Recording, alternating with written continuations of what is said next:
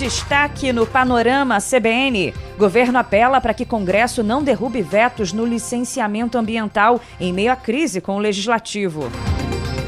Brasil gasta 20 bilhões com supersalários. Incêndio em edifícios de Hong Kong mata mais de 50 pessoas. E governo dos Estados Unidos investiga ataque contra militares perto da Casa Branca como terrorismo. Panorama CBN. Oi, tudo bem? Eu sou Bianca Santos e esse é o Panorama CBN da manhã de quinta-feira, 27 de novembro de 2025. Em menos de meia hora você fica sabendo o que de mais importante acontece no Brasil e no mundo, aqui comigo. Vamos juntos? Vambora! O Congresso Nacional pode derrubar hoje os vetos do presidente Lula a trechos da Lei de Licenciamento Ambiental. A sessão está marcada pelo presidente do Senado, Davi Alcolumbre, e em mais um sinal de retaliação por causa da insatisfação com a indicação para o Supremo Tribunal Federal. E há a possibilidade de que alguns vetos sejam derrubados, contrariando o governo e ambientalistas. O Palácio do Planalto apelou e divulgou uma nota dizendo que está disposto a construir uma solução para o assunto, de forma a evitar um retrocesso ambiental. A nota cita ainda que a eventual derrubada dos vetos pode trazer efeitos imediatos e de difícil reversão. E também que os vetos foram definidos após avaliações técnicas e jurídicas rigorosas, com participação da comunidade científica e de diversos setores da sociedade, e levaram em consideração o cenário recente de desastres ambientais e climáticos no país. Fato é que existe um cenário adverso no Senado, e por isso a Marcela Marcos te contou no Panorama da Noite de ontem que o governo vai até tentar adiar a sabatina de Jorge Messias sobre a indicação ao STF, marcada para o dia 10 de dezembro, prazo considerado muito apertado. A indicação foi publicada no Diário Oficial no dia 20, mas até agora a documentação não foi nem encaminhada para o Senado, impedindo o início da tramitação do processo. O presidente da Comissão de Constituição e Justiça, senador Otto Alencar, admitiu que a sabatina poderá sofrer ajustes para que Jorge Messias tenha mais tempo para conversar com os parlamentares. O Jorge Messias esteve comigo ontem no gabinete. Ele achou realmente o tempo muito curto, que precisaria de mais tempo para conversar com os senadores e senadoras. Com a escalada da crise entre governo e Congresso, os presidentes do Senado e da Câmara nem compareceram ontem à solenidade no Palácio do Planalto, em que o presidente Lula sancionou o projeto que isenta do imposto de renda quem ganha até R$5 mil. Davi Alcolumbre rompeu com o líder do governo no Senado, Jacques Wagner, recentemente. E de forma similar, o presidente da Câmara, Hugo Mota, cortou relações com o líder do PT, o deputado Lindbergh Farias. A crise política está dificultando, por exemplo, a missão do ministro da Fazenda, Fernando Haddad, de aprovar medidas para fechar o buraco de R$30 bilhões no orçamento do ano que vem. Em entrevista à Globo News, Haddad disse que a animosidade entre o governo e o Congresso não deve atrapalhar a votação de pautas de interesse do Executivo. Há um estremecimento momentâneo, em virtude de alguma disputa, alguma expectativa frustrada, o que é natural, mas eu tenho confiança de que isso passa. Nós vamos aí terminar o ano com um orçamento equilibrado para o ano que vem, com a LDO aprovada, com as medidas aprovadas, e vamos concretizar o desejo de continuar equilibrando as contas e colhendo os frutos desse esforço nos indicadores econômicos. A ministra das Relações Institucionais, Gleisi Hoffmann, participou de uma reunião com o presidente da Câmara, Hugo Mota, para tentar restabelecer a relação entre o governo e a casa. E numa tentativa de reconciliação, Gleisi fez questão de agradecer a colaboração da cúpula do Congresso na aprovação do projeto de isenção do imposto de renda. O Congresso Nacional teve sensibilidade para compreender esse objetivo. E por isso eu quero agradecer cada deputado, cada deputada, senador e senadora. Agradecer também aos presidentes Hugo Mota da Câmara e Davi Alcolumbre do Senado. A ausência dos presidentes em nada ofusca a importante condução e apoio que deram a essa matéria. O encontro foi avaliado como positivo por interlocutores e visto até como uma nova ponte estabelecida entre o Executivo e o Legislativo.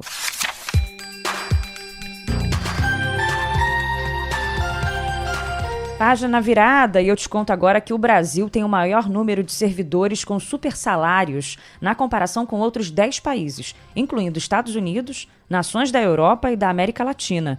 São mais de 53 mil servidores ativos e inativos que recebem acima do teto permitido pela Constituição, a um custo de 20 bilhões de reais por ano. Esse grupo, da elite do funcionalismo, ganha acima de R$ 46.366, valor do salário de um ministro do Supremo Tribunal Federal. O estudo, conduzido pelo movimento Pessoas à Frente e pela República.org, analisou salários de servidores do Brasil, da Argentina, Estados Unidos, México, Reino Unido, Chile, França, Itália, Colômbia, Portugal e Alemanha. A Argentina aparece na segunda colocação, com 27 mil servidores que ganham acima do teto. Os Estados Unidos ocupam a terceira posição, com 4.081 casos. Nos países que não têm um teto constitucional determinado, foram considerados os salários do presidente e do primeiro-ministro. Bom, aqui no Brasil, os salários dos servidores são engordados por gratificações sem limites, auxílios acumulados e benefícios retroativos, que são os famosos penduricalhos, né? Foram cerca de 50 milhões de contra-cheques avaliados de 4 milhões de servidores ativos e aposentados do Poder Executivo, da Magistratura Federal e dos Estados, do Ministério Público Federal e Estadual, do Congresso Nacional e dos governos estaduais de São Paulo e Minas Gerais. E os maiores salários estão na magistratura. Mais de 21 mil juízes e desembargadores ganham acima do teto. E no Ministério Público, 10 mil recebem supersalários. Para você ter uma ideia, um juiz no Brasil chega a ganhar 4 vezes mais do que ministros das cortes constitucionais da Alemanha, da França, da Argentina e dos Estados Unidos. Em entrevista à TV Globo, o autor da pesquisa, Sérgio Reis Guedes, destacou a gravidade do privilégio num país que enfrenta uma crise fiscal. É um dinheiro que faz falta, né? A gente vê notícias do tipo, olha, a gente está precisando de 12 bilhões para fechar o orçamento da educação. Temos 20 bilhões aí com esse excedente que está sendo gasto por quem já está ganhando muito bem, né? E várias outras áreas precisando de recursos. Toda uma discussão sobre a necessidade, né, de realmente reduzir despesas e esse debate sobre os supersalários teria um papel fundamental, né, em ajudar, né, a resolver a questão fiscal, ajudar nesse sentido. A diretora executiva do movimento Pessoas à Frente, Jéssica Moreira, falou que os valores pagos acima do teto a uma minoria de servidores comprometem os cofres públicos no Brasil. A gente está falando de 1% do total de servidores públicos no Brasil. Ele traz um impacto na capacidade do Estado, que poderia estar ali direcionando esse orçamento, esse recurso público, por exemplo, para mais escolas, para mais equipamentos de saúde e que estão sendo destinados para essa pequena camada de servidores públicos privilegiadas. O gasto de 20 bilhões com supersalários pagos para essa minoria do funcionalismo público, ele compromete o orçamento público quando essa verba poderia estar sendo destinada, por exemplo, para a construção de serviços e equipamentos públicos de uso pela população. Para comparar os gastos do Brasil com os outros países, a pesquisa usou o dólar e considerou a paridade de poder de compra. A partir desses parâmetros, o gasto no Brasil com pagamentos acima do teto ficou em 8 bilhões de dólares em um ano. A Argentina, que aparece num distante segundo lugar, gastou 381 milhões de dólares com o extrateto. Em seguida, então, aparecem Estados Unidos, México, Reino Unido, Chile, França, Itália, Colômbia, Portugal. E na Alemanha, o estudo apontou que não há despesa com supersalário. E nessa toada aí, a Câmara dos Deputados aprovou ontem, por 350 votos a 77, um projeto de reajuste e gratificação de até 100% dos vencimentos de servidores do Tribunal de Contas da União. O texto ainda instituiu uma indenização por regime especial que pode chegar a até 25% da remuneração bruta mensal do servidor.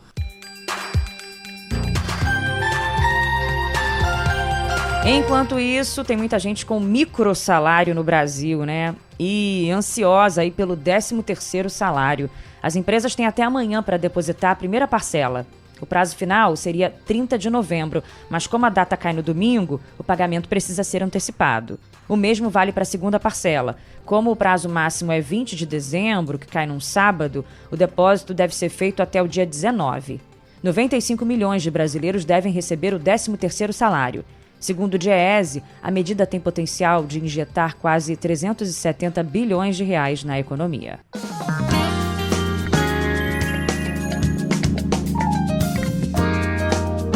Seguindo na economia, a agência de classificação de risco Moody's manteve a posição do Brasil em estável na recomendação de grau de investimento.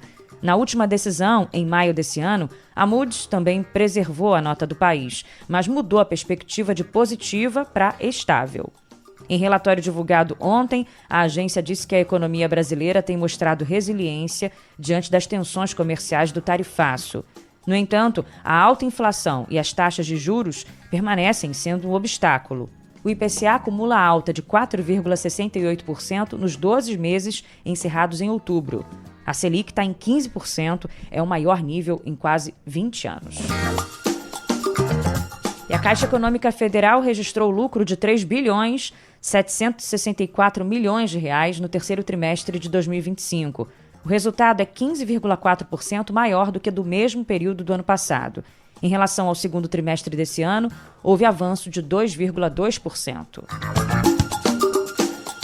O ministro da Fazenda, Fernando Haddad, disse que o governo do presidente Lula não debate a privatização dos Correios. A estatal recorreu ao Executivo Nacional por um empréstimo bilionário para reforçar o caixa. Segundo ele, o Tesouro Nacional só vai dar aval a esse financiamento caso a empresa apresente um plano de reestruturação consistente. E o Banco Central aprovou a indicação do ex-presidente da Caixa Econômica Federal para a presidência do BRB. Nelson Souza assume a vaga de Paulo Henrique Costa, que foi afastado do cargo por decisão judicial depois da operação da Polícia Federal sobre compras de carteiras do Master pelo Banco Público. Antes da aprovação, o Nelson Souza foi sabatinado pela Comissão de Economia, Orçamento e Finanças da Câmara Legislativa do Distrito Federal.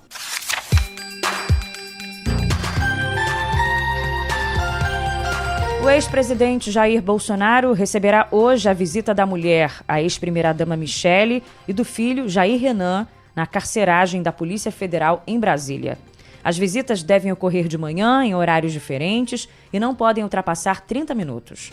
Bolsonaro começou a cumprir a pena de 27 anos de prisão, a que foi condenado pelo STF, por liderar uma organização criminosa que pretendia dar um golpe de Estado. Ontem, depois da audiência de custódia, o Supremo Tribunal Federal manteve a prisão dele e dos outros 5 condenados presos na terça-feira. Durante o exame de corpo de delito, o general Augusto Heleno disse que teve um diagnóstico e convive com Alzheimer desde 2018. Ele tem 78 anos, foi ministro de Bolsonaro de janeiro de 2019 até o fim do mandato, em dezembro de 2022. Isso mesmo, ele falou que convive com Alzheimer desde 2018, mas trabalhou muito também até 2022, né? Bolsonaro e os outros 4 militares presos na terça-feira serão julgados pela Justiça Militar e poderão perder as patentes. Mas, mesmo que sejam condenados pela Justiça Militar, eles vão continuar recebendo pensões e aposentadorias que ultrapassam 2 milhões de reais por ano. O maior valor é do general Augusto Heleno, que ganha mais de 38 mil reais por mês de aposentadoria militar. Jair Bolsonaro recebe pouco mais de 12 mil reais por mês como capitão da reserva. E no caso do deputado Alexandre Ramagem, que está foragido nos Estados Unidos, o Supremo começou a preparar o pedido de extradição dele. A solicitação será encaminhada pelo Itamaraty ao Departamento de Estado dos Estados Unidos. A decisão de extraditar ou não Alexandre Ramagem passará pelo secretário de Estado americano Marco Rubio e a palavra final deve ser do presidente americano Donald Trump. E por falar em extradição, a Justiça da Itália analisa hoje a de Carla Zambelli. Lembra dela? Claro que lembra, né? A deputada que fugiu do Brasil para não cumprir a pena de 10 anos de prisão, a que foi condenada pelo STF por envolvimento na invasão hacker ao sistema do Conselho Nacional de Justiça. Depois da fuga, Zambelli foi condenada a mais 5 anos de prisão por perseguir na rua, em São Paulo, com uma arma em punho, um jornalista negro na véspera da eleição de 2022. O Ministério Público italiano já emitiu um parecer favorável à extradição da deputada bolsonarista. A justiça italiana tem mantido a parlamentar presa preventivamente, negando pedidos de prisão domiciliar devido ao risco de fuga.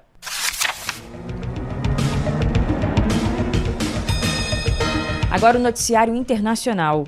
Subiu para 55 o número de mortos no incêndio mais letal da história de Hong Kong, que atingiu diversos arranha-céus em um complexo residencial. Pelo menos 72 pessoas ficaram feridas. As chamas continuam sendo combatidas pelo segundo dia consecutivo. 3 pessoas foram presas suspeitas de envolvimento nesse incêndio. Mais de 200 ainda estão desaparecidas. Esses homens presos, eles trabalhavam numa empresa que fazia manutenção no local. Segundo a investigação, materiais usados na obra podem ter facilitado a propagação das chamas. O incêndio expôs os riscos do uso de andaimes de bambu e das telas verdes que revestem obras, um método tradicional que atravessou séculos na China. Nos Estados Unidos, o atirador que baleou 2 militares nos arredores da Casa Branca nesta quarta-feira é um imigrante do Afeganistão. A informação foi confirmada pela agência de notícias Reuters. O homem de 29 anos foi detido após o ataque. Ele chegou nos Estados Unidos em 2021 com um visto especial destinado a afegãos que auxiliaram o governo americano durante a guerra. A polícia permanece investigando o caso. O presidente Donald Trump chamou o autor do ataque a tiros em Washington de animal e disse que ele pagará um preço muito alto pelo que fez. Trump ainda afirmou que os 2 membros da Guarda Municipal atingidos foram socorridos em estado grave e levados a hospitais. Trump viajou para a Flórida antes do feriado de Ação de Graças e não está na capital americana. A sede do governo americano chegou a ser colocada em lockdown, que já foi retirado. 11 pessoas morreram e 2 ficaram feridas em um acidente ferroviário na província de Yunnan, no sul da China, hoje. De acordo com a agência de notícias Reuters, trata-se do acidente ferroviário mais letal no país em mais de uma década. O trem, que testava equipamentos de detecção de terremotos, atingiu os operários em um trecho de curva da via na estação de Luangtown, segundo as autoridades. Essa estação, na província de Yunnan, já retomou as operações e a causa do acidente está sendo investigada. A rede ferroviária da China é a maior do mundo, com mais de 160 mil quilômetros e bilhões de viagens realizadas por ano. O governo americano anunciou que vai cobrar uma taxa extra de $100, que significa aí R$536 na cotação atual, de estrangeiros que não residem no país para a entrada em 11 parques americanos. A medida entra em vigor no ano que vem e inclui, por exemplo, o Grand Canyon, que é um ponto turístico muito visitado. Segundo o Departamento de Interior, responsável pelo local, a taxa será adicionada ao valor individual de cada entrada. O governo afirmou que a decisão ocorre para colocar as famílias americanas sempre em primeiro lugar. A Venezuela revogou a licença de ao menos 6 companhias aéreas que suspenderam voos no país diante das tensões com os Estados Unidos. A medida foi anunciada pelo governo de Nicolás Maduro hoje. Segundo o comunicado, as empresas afetadas são Iberia, TAP, Avianca, Turkish Airlines e Gol. A Latam Airlines também foi afetada, mas segundo a nota do governo venezuelano, somente na operação colombiana da companhia.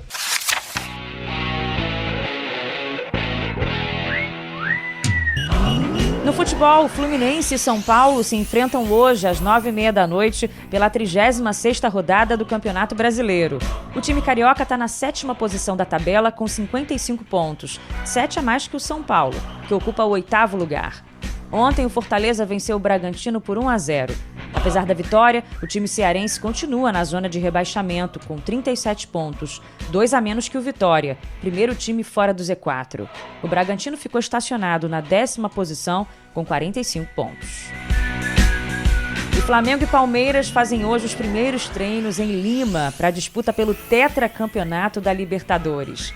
Os 2 times viajaram completos e desembarcaram na capital peruana ontem à noite.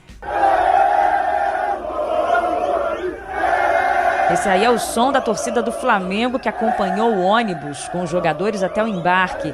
E teve de tudo. Alguns torcedores invadiram o ônibus pelo teto e foram à loucura com os jogadores que filmavam a cena. Agora, teve uma situação lamentável, né? Alguns torcedores, vândalos, eles puxaram o cabelo de uma repórter da TV Globo. Numa ação revoltante, vergonhosa, né? Minha solidariedade à repórter Duda Dal Ponte. E teve registro de confusão no chamado Aeroflá, apesar da festa feita pela maioria, né? E as delegações do Flamengo e do Palmeiras foram recebidas também por centenas de torcedores no início da madrugada no hotel em Lima.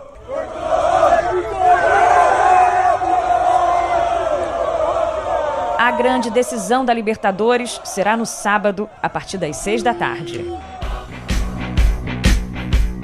E assim eu vou encerrando o Panorama CBN da manhã de hoje, junto com o nosso DJ Laerte Afonso, nosso editor Edmilson Fernandes e você que faz parte desse time. Obrigada pela companhia. E se você quiser falar comigo ou sugerir uma música para amanhã, para o nosso sextou, manda para cá. Pelo meu Instagram, biancasantos.bia, ou por e-mail, bianca.santos@cbn.com.br. Um beijo e não se esqueça do Panorama CBN da noite, que está sendo apresentado pela Marcela Marcos. Tchau, tchau. Panorama CBN. As principais notícias do dia em menos de meia hora.